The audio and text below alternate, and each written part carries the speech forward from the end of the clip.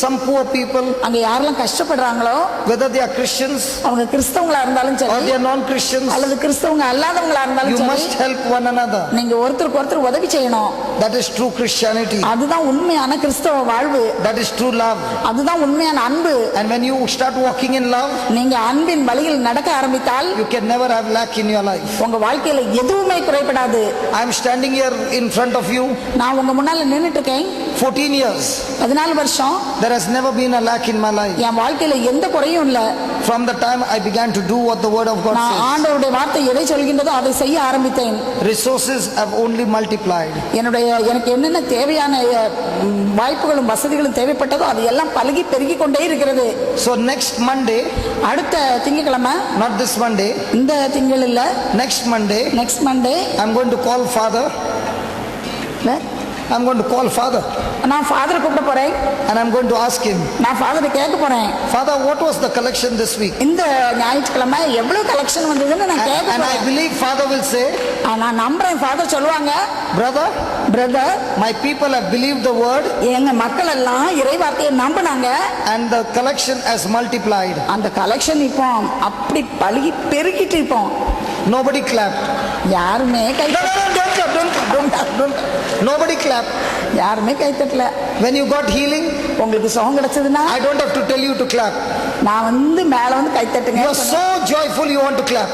ரொம்ப சந்தோஷமா இருந்தா கை தட்டுங்க. But when I said that Father will say it is going to multiply, காணிக்கைலாம் ரொம்ப பெருக போகுதுன்னு சொன்ன போது சரியா God bless you. ஆண்டவர் உங்களை ஆசீர்வதிக்கட்டும். Jesus Christ is Lord Ministries. இயேசு கிறிஸ்துவே ஆண்டவர் ஊழியங்களிலிருந்து ஆண்டவர் உண்மையிலேயே இந்த நாளிலே நம் ஒவ்வொருவருக்கும் மேலான ஆசீரை கொடுத்திருக்கிறார். இலவசமாய் பெற்றுக்கொள்ளுங்கள், இலவசமாய் கொடுங்கள். ஆண்டவர் சொன்னது இலவசமாய் நமக்கு அனைத்தையும் கொடுக்கிறார். ஏன் இதை சொல்லுகிறேன் என்று சொன்னால், சகோதரர் அவர்கள் இன்று அடிக்கோடிட்டு காட்டியது போல அவர்களாகவே விரும்பி உங்களுடைய பங்கு தளத்திற்கு உங்களுடைய மக்களை சந்தித்து நாங்கள் சில மணி நேரம் இறை வார்த்தையை அவர்களுக்கு கொடுக்க விரும்புகிறோம் என்று சொல்லி அவருடைய குழுவில் உள்ள ஒரு சகோதரர் என்னிடம் வந்து கேட்டார்கள். மேலச்சேவலிலே இன்றைய நாளிலே நாங்கள் ஒரு நாள் முழுவதுமாக தியானம் கொடுக்க வேண்டியிருக்கிறது, நற்செய்தி கூட்டம் நடத்த வேண்டியிருக்கிறது. அன்று மாலை நாங்கள் உங்களுடைய பங்கு தளத்துக்கு வர விருப்பமாக இருக்கிறோம் என்று சொல்லி அவர்கள் கேட்டார்கள்.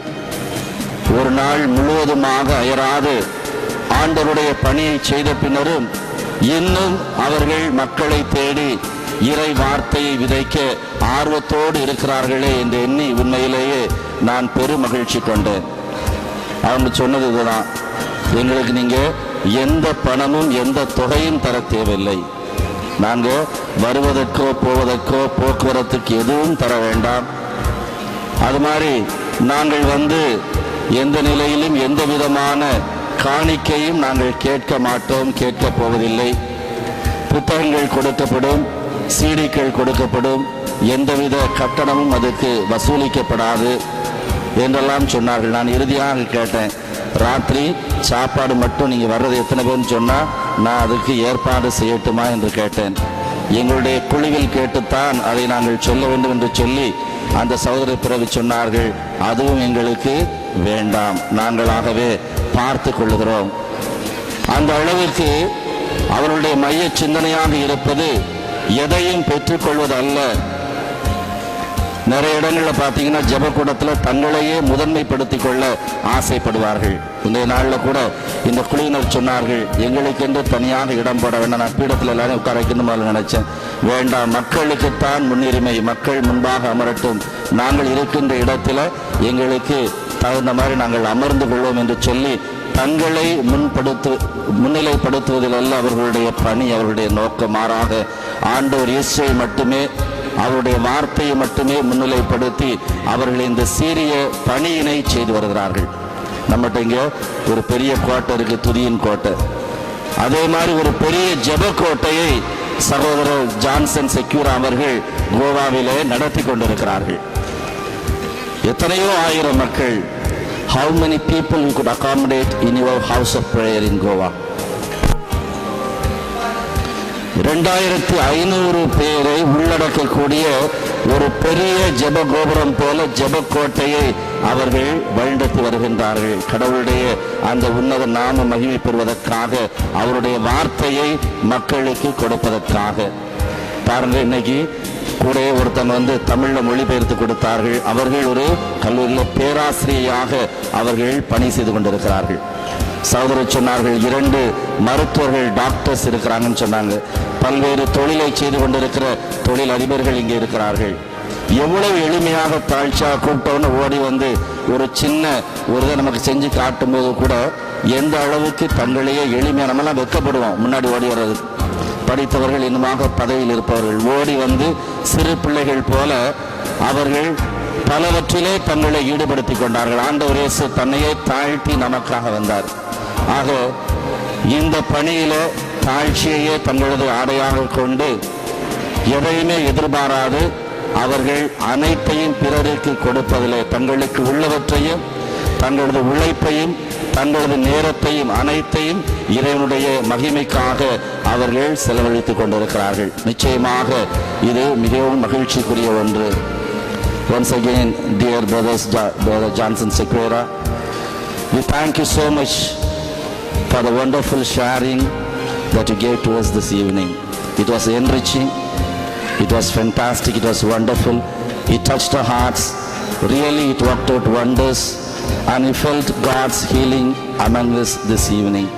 God touched each one of us who are here, their lives, their family, and surely each one of our parish people will go back to their home with much satisfaction, with real healing, and with the great blessings of our Lord. And one thing you told us, it was very touching, that is, you taught us a special thing. Not only to ask prayers from others when we are sick, when we are in need, but you taught us to pray by ourselves, but to pray with faith. Immediately I get into my mind the verse that we see in the Gospel of St. Matthew, chapter 21, verse 22. Whatever you ask in prayer with faith, everything you will get. Thank you so much for this beautiful sharing. The time was very much limited, but you did a wonderful thing, wonderful job. And God's words are life-giving words. God's words transform the lives of people. God's words are the real words which we need in today's world to meet the challenges of the world and to march righteously towards our Lord, our only Savior.